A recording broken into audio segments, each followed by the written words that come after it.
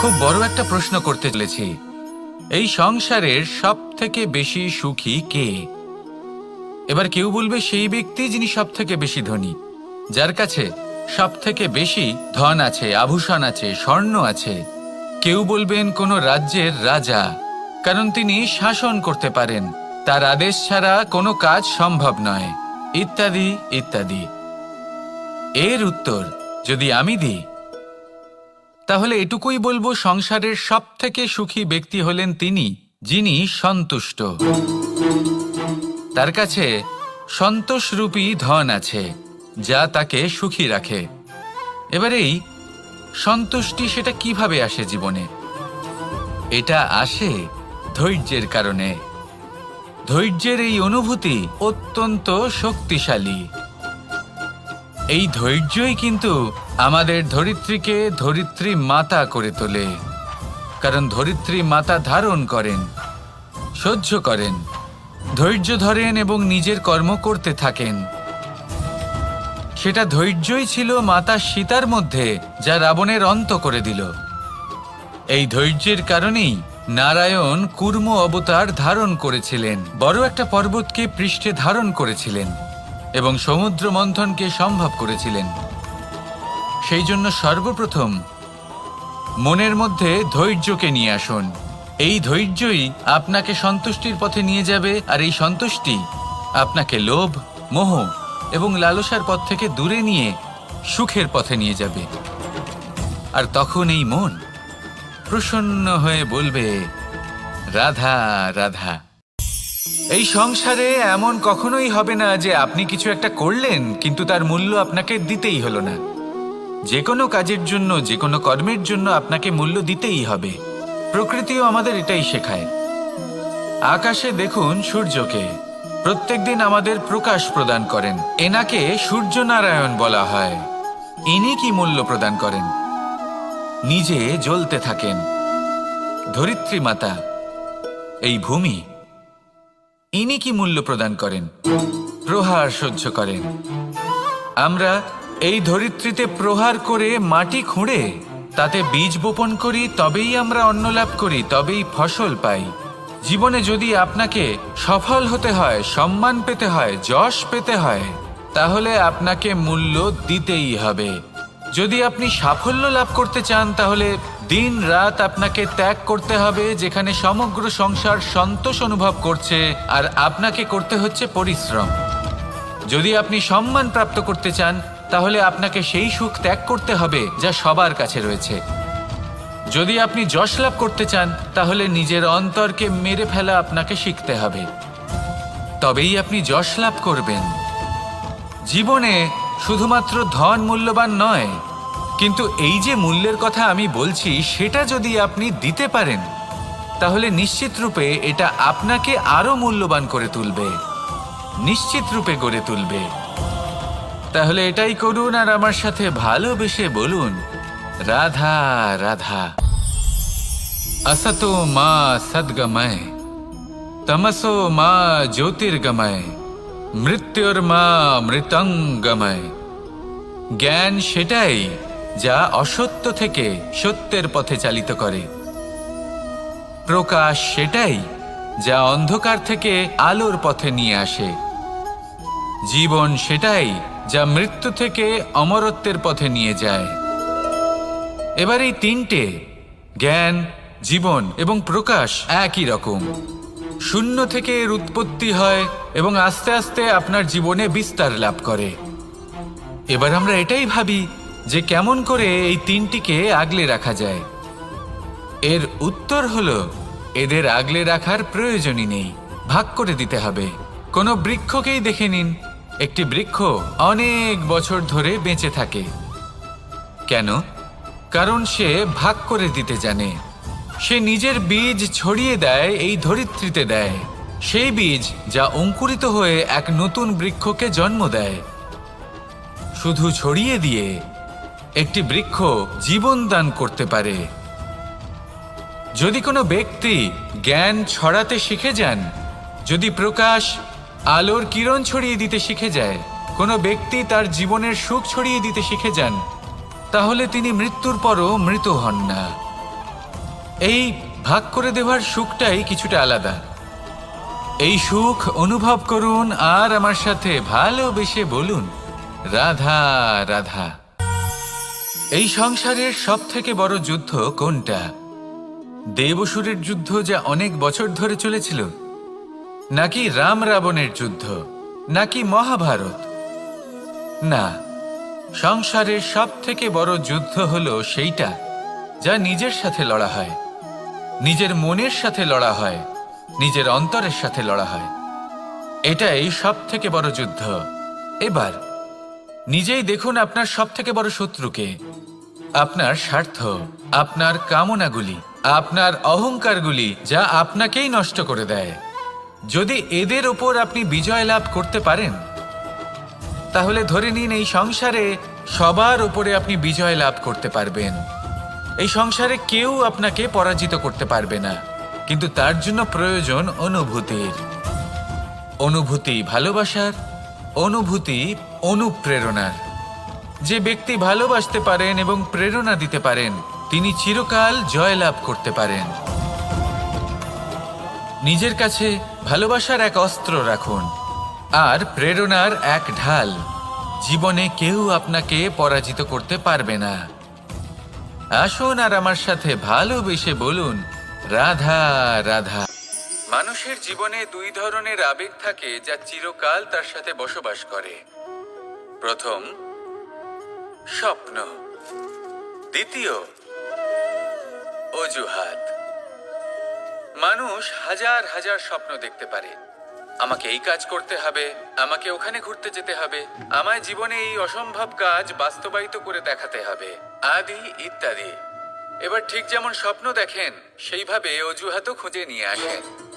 আমি এই স্বপ্ন পূরণ করতে পারলাম না, কারণ আমাকে কেউ সাহায্যই করলো না, কারণ আমি দুর্বল হয়ে পড়েছিলাম, কারণ আমার কাছে সময়ই ছিল না, আদি ইত্যাদি। এবার সাফল্য এবং অসফলতার মাঝখানে এই ধরনের সংঘর্ষ হতে থাকে। সাফল্য তখন লাভ করা সম্ভব যখন আপনার স্বপ্ন আপনার অজুহাতের থেকে অনেক বড় হয়। আর অসফলতা তখন পাবেন যখন আপনার অজুহাত আপনার স্বপ্নের থেকে অনেক বড় হয়।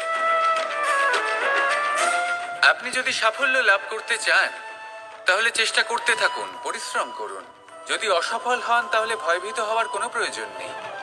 নিজের ভুল বুঝুন, তাকে শুধরে নিন, আবার চেষ্টা করুন। কিন্তু যদি নিজের জীবনে অজুহাত নিয়ে আসেন, তখন স্বপ্ন কখনো পূরণ হবে না। আসুন আমার সাথে ভালোবেসে বলুন, রাধা রাধা। এই সংসারের সব থেকে কঠোর ধাতুর মধ্যে একটি হলো লোহা। লোহা দিয়ে আমরা অনেক অস্ত্র শস্ত্র লাভ করি, অনেক বস্তুও লাভ করি। এবার এই লোহাকে কাটার জন্য, একে কোনো আকার দেওয়ার জন্য কি প্রয়োগ করতে হয়? লোহা। এবার এই কথাটা আমরা সকলেই জানি যে লোহার দ্বারাই লোহাকে কাটতে হয়। এবার এই কথা আমি আপনাকে কেন বলছি, এরপরে খুব বড় একটা প্রশ্ন আসে যা খুব বড় শিক্ষা দিয়ে যায়। এটা কেন হয় যে আমরা একটা লোহা দিয়ে একটা লোহাতে আঘাত করছি, কিন্তু যে লোহা দ্বারা আঘাত করছি তার আকার বদলাচ্ছে না, যার ওপর প্রহার করছি তার আকার বদলাচ্ছে? এতে পার্থক্যটা কোথায়? পার্থক্য হলো তাপমাত্রার। দেখুন, যে লোহাকে আমরা কাটতে চাই তার তাপমাত্রা বাড়াতে হয়, তাকে গরম করতে হয়। আর যে লোহা দ্বারা আমরা আঘাত করতে চলেছি, সেই লোহা আমাদের ঠান্ডা রাখতে হয়। অর্থাৎ ঠান্ডা লোহা গরম লোহাকে কেটে দেয়। এবার এই শিক্ষা কি আমাদের জীবনে যথেষ্ট নয়? আমাদের জীবনে অনেক সমস্যা আসতে পারে, কিন্তু আমাদের এই বিষয়ে বিশেষ খেয়াল রাখতে হবে যে আমাদের মনকে আমরা যেন ঠান্ডা রাখি, এই মস্তিষ্ককে শান্ত রাখতে হবে। যদি আমরা ক্রোধ বা ঈর্ষার আগুনে জ্বলতে থাকি, বিদ্বেষের আগুনে জ্বলতে থাকি, তাহলে আমরাও সেই লোহার মতোই হয়ে যাব যার তাপমাত্রা অত্যন্ত বেশি। তখন যে কেউ এসে আমাদের বিচ্ছিন্ন করে চলে যাবে। মনে রাখবেন, যিনি যত বেশি স্থির বুদ্ধির অধিকারী, যিনি হলেন সব থেকে বেশি শান্ত, তিনি হলেন সব থেকে বেশি বলশালী। তাহলে শান্ত থাকুন আর আমার সাথে ভালোবেসে বলুন, রাধা রাধা। এই সমগ্র সংসারের সব থেকে গুরুত্বপূর্ণ ব্যক্তি কে? স্বয়ং আপনি। নিজের জন্য তো বটেই, তাই না? কারণ যখন আপনি জন্মগ্রহণ করেন, নিজের চোখ খোলেন, এই সংসারে আসেন, তখনই তো এই সংসারকে আপনি দেখতে পান, অনুভব করতে পারেন। এখানকার আবেগ, এখানকার মানুষজন তখন থেকেই অনুভব করেন। যদি আপনি না থাকেন, তাহলে এই সংসারের অস্তিত্ব আপনার কাছে শূন্যের সমান, তাই না? আপনি না থাকলে এই সংসারও আপনার কাছে নেই। এবার সবাই বলবেন যে এ তো সত্যি কথা। সেই অনুযায়ী তো আমার স্বার্থপর হওয়া উচিত, অহংকারী হওয়া উচিত, কারণ আমার কাছে আমিই তো সবকিছু। দৃষ্টিভঙ্গি পাল্টে দেখুন। আপনার কাছে সব থেকে বেশি গুরুত্বপূর্ণ ব্যক্তি কে? আপনি নিজেই। সেই মানুষটি কেমন হওয়া উচিত একটু ভেবে দেখুন। সব সময় সকলকে সাহায্য করুন, একসাথে মিলে পরিশ্রম করুন, সাহায্য করুন অন্যদেরকে। এটা অতি আবশ্যক। এবং তার থেকেও বেশি গুরুত্বপূর্ণ হলো এটাই যে আপনার মনে যেন কখনো এই বিষয়ে ভয় না থাকে যে আমি আমার প্রিয়জনদের, আমার কাছের মানুষগুলিকে হারিয়ে ফেলবো। এই ভয় কখনোই মনের মধ্যে থাকা উচিত নয়। যদি ভয় থাকে তাহলে থাকুক এই বিষয়ে যে সকল মানুষ আমার জীবন থেকে, আমার থেকে দূরে চলে যাচ্ছেন, তাদের বাধা দিতে দিতে আমি যেন নিজেকেই না হারিয়ে ফেলি, নিজের অস্তিত্বকেই না হারিয়ে ফেলি, নিজের ব্যক্তিত্বকে, নিজের বিচারধারাকে, নিজের করুণার শক্তি না হারাই। তাহলে এই ভয় ত্যাগ করুন আর আমার সাথে ভালোবেসে বলুন, রাধা রাধা। মানুষের দুটো রূপ রয়েছে। এক, আমাদের এই মুখ, যা শুধুই চোখে দেখা যায়। আর দ্বিতীয়, আমাদের এই মন, যা শুধুমাত্র অন্তরাত্মা দ্বারা দেখা যায়। এবার আমাদের এই মুখ, তা ঈশ্বর সকলকেই আগে থেকেই প্রদান করেছেন। কিন্তু এই মন কেমন হবে তা আমাদের জীবনের অনুভূতি এবং আমাদের জীবনের লক্ষ্য এগুলি সুনিশ্চিত করে। অর্থাৎ নেত্র দিয়ে দেখা যায় আমাদের এই মুখ, তা শুধুই এই কারণে প্রয়োজন যাতে সংসার আমাদের দেখতে পায়, আমাদের চিনতে পারে। কিন্তু যদি এই সংসারে আপনি প্রকৃত অর্থে মান সম্মান লাভ করতে চান, তাহলে নিজের অন্তরাত্মাকে আপনাকে বিকশিত করতেই হবে। দেখুন, কথায় আছে এই যে অসুর, তা শারীরিকভাবে উপস্থিত নয়, তা মনের মধ্যে থাকে। যদি এই মন থেকে অসুরকে বের করে দেওয়া যায়, তাহলে শরীরে তা উপস্থিত থাকবেই না। তাই মনকে শুদ্ধ করুন আর আমার সাথে ভালোবেসে বলুন, রাধা রাধা। পরিশ্রম, এই শব্দগুলি শুনতে হয়তো ছোট মনে হয়, কিন্তু এর মূল্য অনেকটাই অধিক। এবার প্রয়াসও কিন্তু দুই ধরনের হয়। একটা প্রয়াস তাই যা আমরা নিজের মন থেকে, অন্তর থেকে সমগ্র শক্তি দিয়ে করার চেষ্টা করি। এবারে এই প্রয়াস প্রচেষ্টার নামান্তর। কিছু প্রয়াস এমনও হয় যেমন দ্রুতক্রীড়া খেলা। মানুষ বলেন, আজ একটু প্রয়াস করি, একটু দ্রুতক্রীড়া খেলেই দেখি, যদি বিজয়ী হই তবে ভালো ব্যাপার, যদি না হই তবে আর কখনো খেলবো না। এটাও কিন্তু প্রয়াস, কিন্তু এই প্রয়াস পরিশ্রম নয়। পাণ্ডবদের দেখুন, ওনারা যখন পরিশ্রম করেছিলেন তখন খাণ্ডবপ্রস্থকেও ইন্দ্রপ্রস্থ বানিয়েছিলেন। দ্রুতক্রীড়া খেললেন, সেই মুহূর্তেই ইন্দ্রপ্রস্থ হারিয়ে ফেললেন। পরিশ্রম করলেন, সগৌরবের রাজা হলেন। দ্রুতক্রীড়া খেললেন, তখন এক মুহূর্তে রাজা থেকে নিঃস্ব হয়ে গেলেন। সারমর্ম এটাই যে দ্রুতক্রীড়া কখনো কখনো আপনার মিত্র হতে পারে, কখনো সে আপনাকে বিজয়ী করতে পারে, কিন্তু প্রয়াস এবং পরিশ্রম যখন একসাথে মিলিত হয়, তখন তা সর্বদাই আপনার সাথে থাকে। প্রয়াস করতে থাকুন, পরিশ্রম করতে থাকুন, আর আমার সাথে ভালোবেসে বলুন, রাধা রাধা। মানুষ কখনো কখনো সময়কে নিয়ন্ত্রণ করতে চেষ্টা করে, কখনো কখনো সময়ের গুরুত্ব বুঝতে পারে না। এটা ভাবে যে এই কিছু মুহূর্ত কেটে যাক, একে অতিবাহিত করি, তাহলে কি বা হবে, কয়েকটা মুহূর্ত মাত্র। কিন্তু তা নয়। আজকের একটা মুহূর্ত ভবিষ্যতের অনেক বড় পরিবর্তনের ভিত হতে পারে। আজকের একটা মুহূর্ত আপনার ভবিষ্যৎকে উজ্জ্বল করে তুলতে পারে। সেই জন্য ছোট ছোট মুহূর্তগুলিকে অদেখা করবেন না। সময়কে কাজে লাগান, পূর্ণরূপে কাজে লাগান। এবার যদি আপনি কাউকে সাহায্য করতে চান আর সেই কারণেই যদি থেমে থাকেন, তাহলে ঠিক আছে, কারণ আপনি কাউকে সাহায্য করে তার জীবনকে আরো ভালো করে তুলতে চাইছেন, আরো শ্রেষ্ঠ করতে চাইছেন।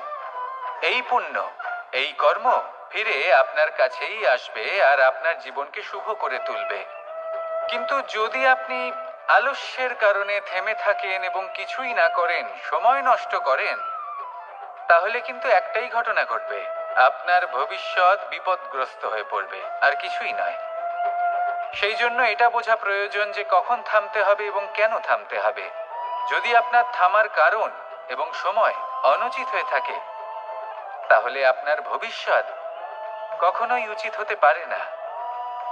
সেই জন্য সময়কে সম্মান করুন আর পূর্ণ ব্যবহার করতে শিখুন। আর আমার সাথে ভালোবেসে বলুন, রাধা রাধা। দৃষ্টি আর দৃষ্টিভঙ্গি, এই সমগ্র লীলা হলো এই দুইয়ের। বিচিত্র হতে পারে, কিন্তু এটাই সত্যি। এবার আপনাকে একটা উদাহরণ দিয়ে বোঝাই। অনেক সময় আপনি কোনো ব্যক্তিকে এটা বলতে শুনবেন যে আমি আমার নিজের উপরে গর্ব করি, আমি নিজেকে নিয়ে গর্ব করি, আমি খুব ভালোভাবে আমার মা বাবার সেবা করি, ওনাদের আমি সবসময় সুখী রাখি, ওনাদের আমি একটা বাড়ি দিয়েছি, সকল সুখ সুবিধা দিয়েছি, ওনাদের জীবনে প্রত্যেক জিনিস দিয়েছি আর দেব যা তাদের প্রয়োজন। এবার আমাকে বলুন যে আপনি কে হন? আপনি হলেন সেই বীজ যা আপনার মাতা পিতা রোপণ করেছেন। আপনার মা বাবাই আপনাকে এই সংসারে জন্ম দিয়েছেন। এবার এই সব কথার কি তাৎপর্য? এই হলো সেই ব্যক্তির দৃষ্টিভঙ্গি। এবার দেখা যাক এই প্রকৃতি আমাদের কি শেখায়। কখনো কোনো গাছকে দেখবেন, যখন সেই গাছে ফল আসে, সে মালিকে এটা বলে না যে দেখো আমি তোমাকে ফল খেতে দিচ্ছি। সেই বৃক্ষ এটা বলে না যে দেখো আমি তোমায় আহার করতে দিচ্ছি, কারণ ও জানে যে এটা হলো সেই মালির পরিশ্রম, এটা হলো তারই কর্মের ফল আর এটা তারই পাওয়া উচিত। সে বলে যে তোমার জিনিস তোমাকেই অর্পণ করলাম, এ আমার জিনিস নয়। ও জানে সেই মালির গুরুত্ব আসলে কি। এটা হলো তার দৃষ্টিভঙ্গি। সেই জন্য আপনি জীবনে কোন ব্যক্তির মধ্যে, কোন পশু পাখির মধ্যে, কোন প্রাণীর মধ্যে, কোন পরিস্থিতিতে, কোন আবেগের মুহূর্তে কি দেখতে পাচ্ছেন, সেটা আপনার দৃষ্টিভঙ্গির উপরে নির্ভর করছে। তাই নিজের মনে ধন্যাত্মক ভাব জাগ্রত করুন, শুভ চিন্তা নিয়ে আসুন। এই ভাবনাই সত্য হয়ে সামনে আসবে। এই দৃষ্টিভঙ্গি এমন হয়ে যাবে যে আপনার জীবনে সবকিছুই শুভ হবে। তাহলে আসুন আর আমার সাথে ভালোবেসে বলুন, রাধা রাধা। কখনো কখনো মানুষ মনে করেন যে সে নিজেই সব থেকে বেশি শক্তিশালী, তিনি হলেন জ্ঞানী। দেখুন, এটা ভালো ব্যাপার যে আপনার মধ্যে শক্তি আছে, জ্ঞান আছে, আর এটা শুধু আপনার জন্য নয়, এই সমস্ত সমাজের জন্য, দেশের জন্য, সমগ্র পৃথিবীর জন্য অত্যন্ত আবশ্যক। কিন্তু এই কথাটাও বোঝা অত্যন্ত আবশ্যক যে এই জ্ঞান যেন কখনো অহংকার না হয়ে ওঠে। যখন মানুষের মধ্যে জ্ঞান থাকে তখন সে রাম হয়ে ওঠে। রাম, যিনি সমুদ্রের বুকে সেতু বানিয়েছিলেন, বানর সেনার দ্বারা রাক্ষস রাজকে পরাজিত করেছিলেন, আর চিরকালের জন্য সবার কাছে আদর্শ হয়ে উঠেছিলেন। আর যদি মানুষের মনে অহংকার জন্মায়, তাহলে সে রাবণ হয়ে ওঠে। দেশে বিদেশে যতই খ্যাতি থাকুক না কেন, সে রাক্ষস হয়ে ওঠে, নিজের সাথে সাথে সমস্ত কুলের বিনাশ করে বসে।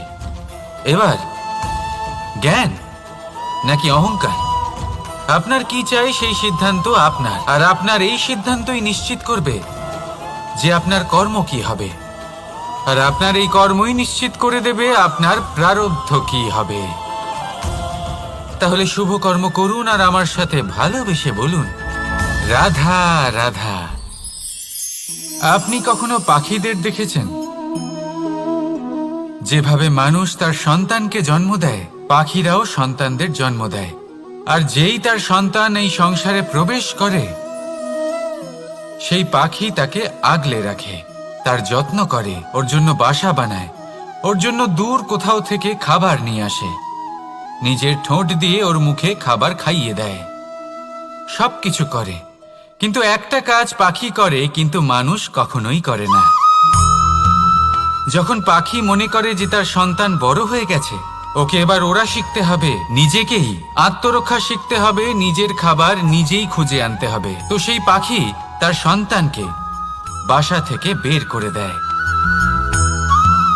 তারপর সেই পাখির সন্তান নিজে উড়তে শেখে, আত্মরক্ষা করতে শেখে এবং আস্তে আস্তে সে আত্মনির্ভর হয়ে ওঠে। কিন্তু মানুষ কি তার সন্তানের সাথে এটাই করে? কখনোই নয়। মানুষ তার সন্তানকে নিজের সাথে বেঁধে রাখে, সব সময় তার লালন পালনের, তার দেখাশোনার ব্যবস্থা করে রাখে, আর এটাই ভাবেন যে আমি হলাম ওর পালনকর্তা, ওর খেয়াল রাখা তো আমার কর্তব্য।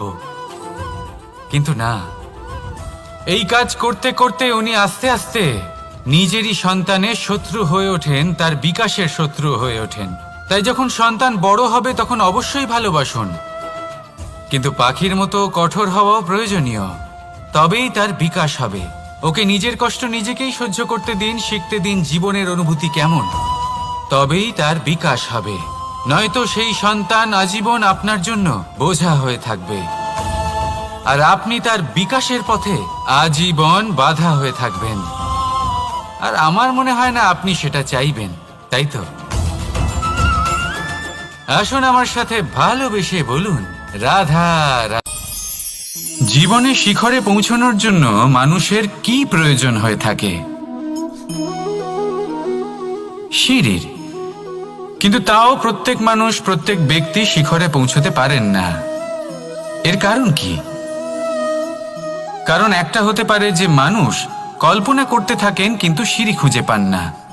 কিছু মানুষ খুঁজে নেন কিন্তু তা পেয়ে এতটাই প্রসন্ন হয়ে যান যে তারপর আর কোনো কর্মই করেন না।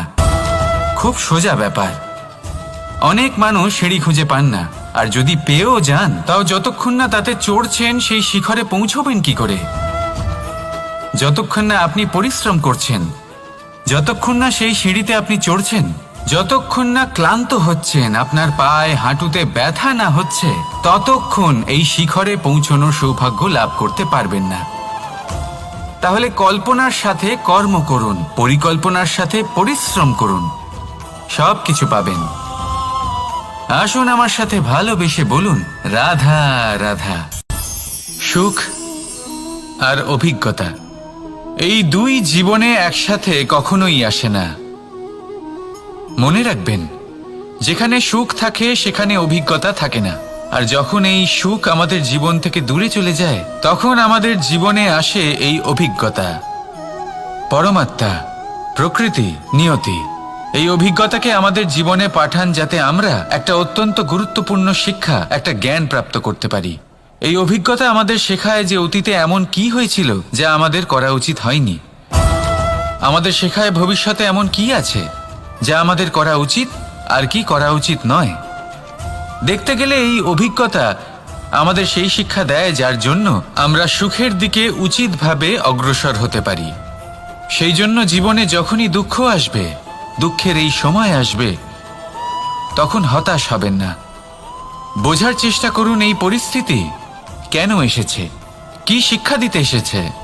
যদি আপনি সেই জ্ঞান লাভ করেন, সুখের পথে অগ্রসর হন, তাও উচিত রূপে, তাহলে এই অভিজ্ঞতার উদ্দেশ্য পূরণ হয়ে যায়। তাহলে আসুন আর আমার সাথে ভালোবেসে বলুন, রাধা রাধা। প্রতিশোধ অথবা কাউকে দুঃখ দেওয়ার ভাবনা, যদি এটা আপনার মনে থাকে তাহলে আপনি নিজের মনেই যন্ত্রণার একটা বিশাল বৃক্ষ রোপণ করছেন, এটা মনে রাখবেন। কারণ কাউকে দুঃখ দেবার এই ভাবনা, এটা হলো সেই বীজ যা আপনার মনেই পতিত হবে, আপনার মনেই অঙ্কুরিত হবে, আর আপনার মনেই একটা বিশাল বৃক্ষরূপে বেড়ে উঠবে। জীবন আপনার, কর্ম আপনার, কাউকে দুঃখ দেবার ভাবনা আপনার ছিল, এই বৃক্ষ হলো আপনার, তাই এর ফলও আপনিই পাবেন, যা গ্রহণও আপনাকেই করতে হবে।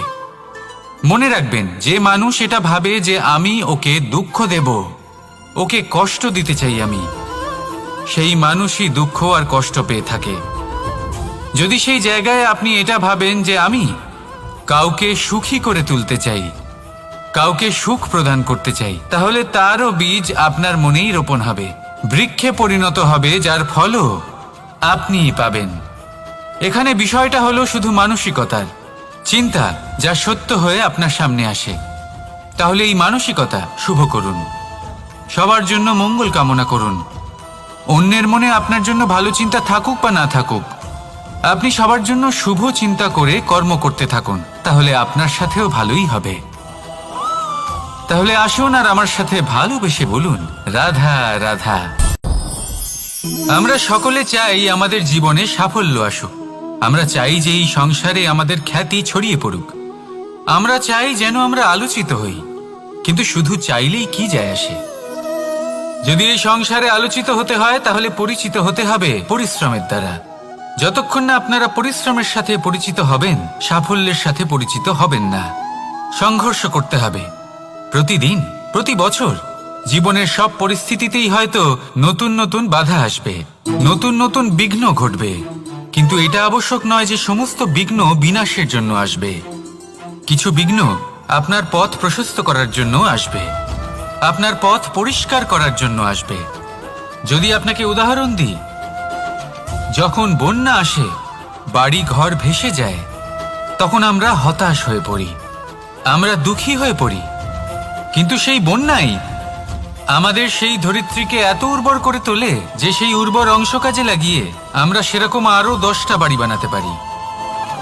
তাহলে ধন্যাত্মক থাকুন আর যে কোনো সংঘর্ষের জন্য প্রস্তুত থাকুন। জীবনে অনেক দূর যেতে পারবেন।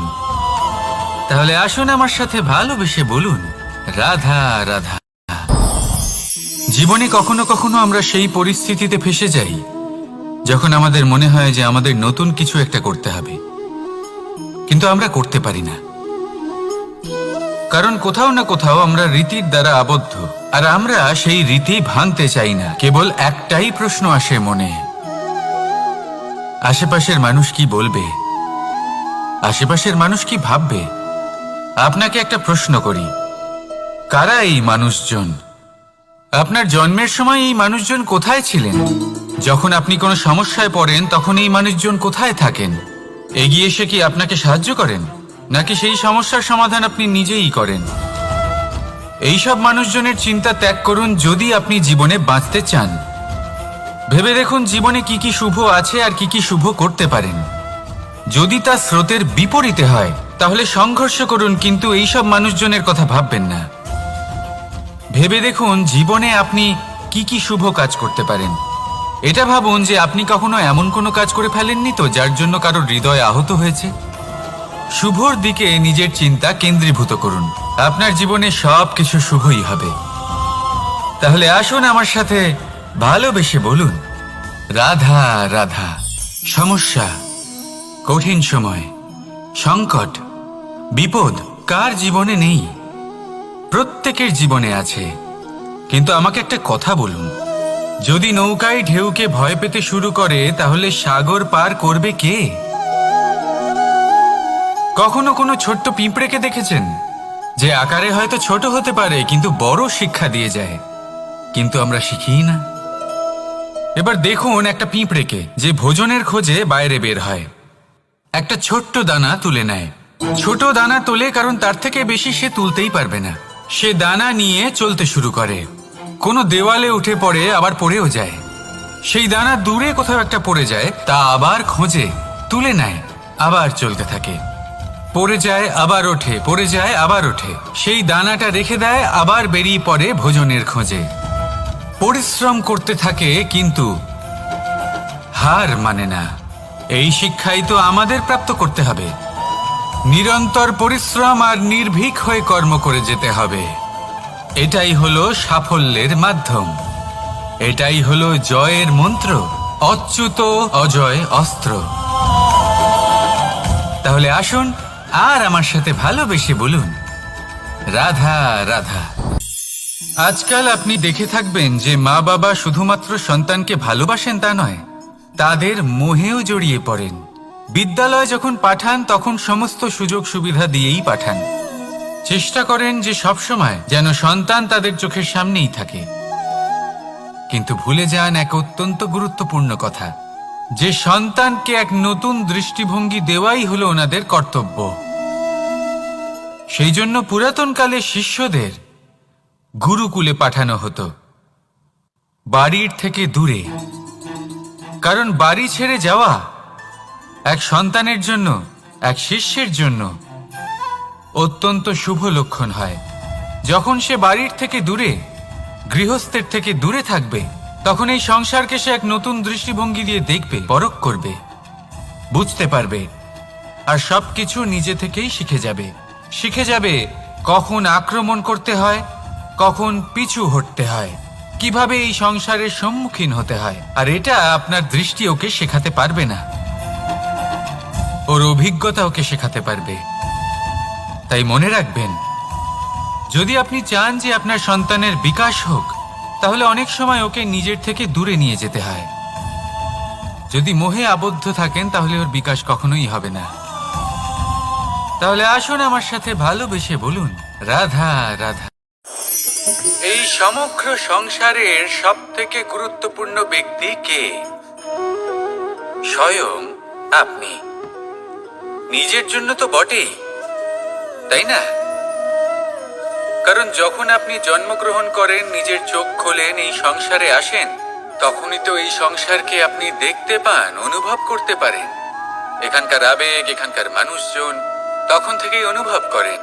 যদি আপনি না থাকেন তাহলে এই সংসারের অস্তিত্ব আপনার কাছে শূন্যের সমান, তাই না? আপনি না থাকলে এই সংসারও আপনার কাছে নেই। এবার সবাই বলবেন যে এ তো সত্যি কথা, সেই অনুযায়ী তো আমার স্বার্থপর হওয়া উচিত, অহংকারী হওয়া উচিত, কারণ আমার কাছে আমিই তো সবকিছু। দৃষ্টিভঙ্গি পাল্টে দেখুন, আপনার কাছে সব থেকে বেশি গুরুত্বপূর্ণ ব্যক্তি কে? আপনি নিজেই। সেই মানুষটি কেমন হওয়া উচিত একটু ভেবে দেখুন। সবসময় সকলকে সাহায্য করুন, একসাথে মিলে পরিশ্রম করুন, সাহায্য করুন অন্যদেরকে, এটা অতি আবশ্যক। এবং তার থেকেও বেশি গুরুত্বপূর্ণ হলো এটাই যে আপনার মনে যেন কখনো এই বিষয়ে ভয় না থাকে যে আমি আমার প্রিয়জনদের, আমার কাছের মানুষগুলিকে হারিয়ে ফেলব। এই ভয় কখনোই মনের মধ্যে থাকা উচিত নয়। যদি ভয় থাকে তাহলে থাকুক এই বিষয়ে যে সকল মানুষ আমার জীবন থেকে, আমার থেকে দূরে চলে যাচ্ছেন, তাদের বাধা দিতে দিতে আমি যেন নিজেকেই না হারিয়ে ফেলি, নিজের অস্তিত্বকেই না হারিয়ে ফেলি, নিজের ব্যক্তিত্বকে, নিজের বিচারধারাকে, নিজের করুণার শক্তি না হারাই। তাহলে এই ভয় ত্যাগ করুন আর আমার সাথে ভালোবেসে বলুন, রাধা রাধা। দৃষ্টি আর দৃষ্টিভঙ্গি, এই সমগ্র লীলা হলো এই দুইয়ের। বিচিত্র হতে পারে কিন্তু এটাই সত্যি। এবার আপনাকে একটা উদাহরণ দিয়ে বোঝাই। অনেক সময় আপনি কোনো ব্যক্তিকে এটা বলতে শুনবেন যে আমি আমার নিজের উপরে গর্ব করি, আমি নিজেকে নিয়ে গর্ব করি, আমি খুব ভালোভাবে আমার মা বাবার সেবা করি, ওনাদের আমি সবসময় সুখী রাখি, ওনাদের আমি একটা বাড়ি দিয়েছি, সকল সুখ সুবিধা দিয়েছি, ওনাদের জীবনে প্রত্যেক জিনিস দিয়েছি আর দেব যা তাদের প্রয়োজন। এবার আমাকে বলুন যে আপনি কে হন? আপনি হলেন সেই বীজ যা আপনার মাতা পিতা রোপণ করেছেন। আপনার মা বাবাই আপনাকে এই সংসারে জন্ম দিয়েছেন। এবার এইসব কথার কি তাৎপর্য? এই হলো সেই ব্যক্তির দৃষ্টিভঙ্গি। এবার দেখা যাক এই প্রকৃতি আমাদের কি শেখায়। কখনো কোনো গাছকে দেখবেন, যখন সেই গাছে ফল আসে, সে মালিকে এটা বলে না যে দেখো আমি তোমাকে ফল খেতে দিচ্ছি। সেই বৃক্ষ এটা বলে না যে দেখো আমি তোমায় আহার করতে দিচ্ছি, কারণ ও জানে যে এটা হলো সেই মালির পরিশ্রম, এটা হলো তারই কর্মের ফল আর এটা তারই পাওয়া উচিত। সে বলে যে তোমার জিনিস তোমাকেই অর্পণ করলাম, এ আমার জিনিস নয়। ও জানে সেই মালির গুরুত্ব আসলে কি, এটা হলো তার দৃষ্টিভঙ্গি। সেই জন্য আপনি জীবনে কোন ব্যক্তির মধ্যে, কোন পশু পাখির মধ্যে, কোন প্রাণীর মধ্যে, কোন পরিস্থিতিতে, কোন আবেগের মুহূর্তে কি দেখতে পাচ্ছেন, সেটা আপনার দৃষ্টিভঙ্গির উপরে নির্ভর করছে। তাই নিজের মনে ধনাত্মক ভাব জাগ্রত করুন, শুভ চিন্তা নিয়ে আসুন। এই ভাবনাই সত্য হয়ে সামনে আসবে। এই দৃষ্টিভঙ্গি এমন হয়ে যাবে যে আপনার জীবনে সবকিছুই শুভ হবে। তাহলে আসুন আর আমার সাথে ভালোবেসে বলুন, রাধা রাধা। কখনো কখনো মানুষ মনে করেন যে সে নিজেই সব থেকে বেশি শক্তিশালী, তিনি হলেন জ্ঞানী। দেখুন, এটা ভালো ব্যাপার যে আপনার মধ্যে শক্তি আছে, জ্ঞান আছে, আর এটা শুধু আপনার জন্য নয়, এই সমস্ত সমাজের জন্য, দেশের জন্য, সমগ্র পৃথিবীর জন্য অত্যন্ত আবশ্যক। কিন্তু এই কথাটাও বোঝা অত্যন্ত আবশ্যক যে এই জ্ঞান যেন কখনো অহংকার না হয়ে ওঠে। যখন মানুষের মধ্যে জ্ঞান থাকে তখন সে রাম হয়ে ওঠে। রাম, যিনি সমুদ্রের বুকে সেতু বানিয়েছিলেন, বানর সেনার দ্বারা রাক্ষস রাজকে পরাজিত করেছিলেন, আর চিরকালের জন্য সবার কাছে আদর্শ হয়ে উঠেছিলেন। আর যদি মানুষের মনে অহংকার জন্মায় তাহলে সে রাবণ হয়ে ওঠে। দেশে বিদেশে যতই খ্যাতি থাকুক না কেন, সে রাক্ষস হয়ে ওঠে, নিজের সাথে সাথে সমস্ত কুলের বিনাশ করে বসে। এবার জ্ঞান নাকি অহংকার, আপনার কি চাই সেই সিদ্ধান্ত আপনার, আর আপনার এই সিদ্ধান্তই নিশ্চিত করবে যে আপনার কর্ম কি হবে, আর আপনার এই কর্মই নিশ্চিত করে দেবে আপনার প্রারব্ধ কি হবে। তাহলে শুভ কর্ম করুন আর আমার সাথে ভালোবেসে বলুন, রাধা রাধা। আপনি কখনো পাখিদের দেখেছেন? যেভাবে মানুষ তার সন্তানকে জন্ম দেয়, পাখিরাও সন্তানদের জন্ম দেয়। আর যেই তার সন্তান এই সংসারে প্রবেশ করে, সেই পাখি তাকে আগলে রাখে, তার যত্ন করে, ওর জন্য বাসা বানায়, ওর জন্য দূর কোথাও থেকে খাবার নিয়ে আসে, নিজের ঠোঁট দিয়ে ওর মুখে খাবার খাইয়ে দেয়, সবকিছু করে। কিন্তু একটা কাজ পাখি করে কিন্তু মানুষ কখনোই করে না। যখন পাখি মনে করে যে তার সন্তান বড় হয়ে গেছে, ওকে এবার ওরা শিখতে হবে, নিজেকেই আত্মরক্ষা শিখতে হবে, নিজের খাবার নিজেই খুঁজে আনতে হবে, তো সেই পাখি তার সন্তানকে বাসা থেকে বের করে দেয়। তারপর সেই পাখির সন্তান নিজে উড়তে শেখে, আত্মরক্ষা করতে শেখে, এবং আস্তে আস্তে সে আত্মনির্ভর হয়ে ওঠে। কিন্তু মানুষ কি তার সন্তানের সাথে এটাই করে? কখনোই নয়। মানুষ তার সন্তানকে নিজের সাথে বেঁধে রাখে, সব সময় তার লালন পালনের, তার দেখাশোনার ব্যবস্থা করে রাখে, আর এটাই ভাবেন যে আমি হলাম ওর পালনকর্তা, ওর খেয়াল রাখা তো আমার কর্তব্য। কিন্তু না, এই কাজ করতে করতে উনি আস্তে আস্তে নিজেরই সন্তানের শত্রু হয়ে ওঠেন, তার বিকাশের শত্রু হয়ে ওঠেন। তাই যখন সন্তান বড় হবে তখন অবশ্যই ভালোবাসুন, কিন্তু পাখির মতো কঠোর হওয়াও প্রয়োজনীয়, তবেই তার বিকাশ হবে। ওকে নিজের কষ্ট নিজেকেই সহ্য করতে দিন, শিখতে দিন জীবনের অনুভূতি কেমন, তবেই তার বিকাশ হবে।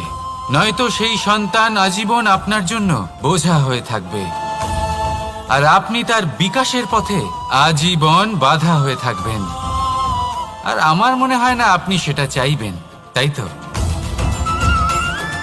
আসুন আমার সাথে ভালোবেসে বলুন, রাধা রাধা। জীবনে শিখরে পৌঁছানোর জন্য মানুষের কি প্রয়োজন হয়ে থাকে? সিঁড়ির। কিন্তু তাও প্রত্যেক মানুষ, প্রত্যেক ব্যক্তি শিখরে পৌঁছতে পারেন না। এর কারণ কি?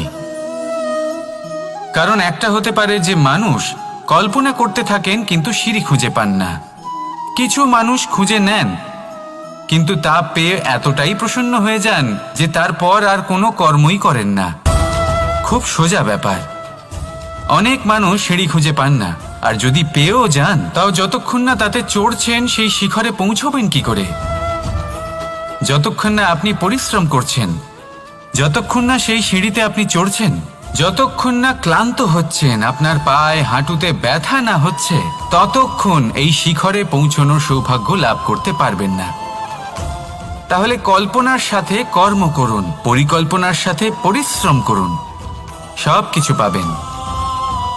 আসুন আমার সাথে ভালোবেসে বলুন, রাধা রাধা।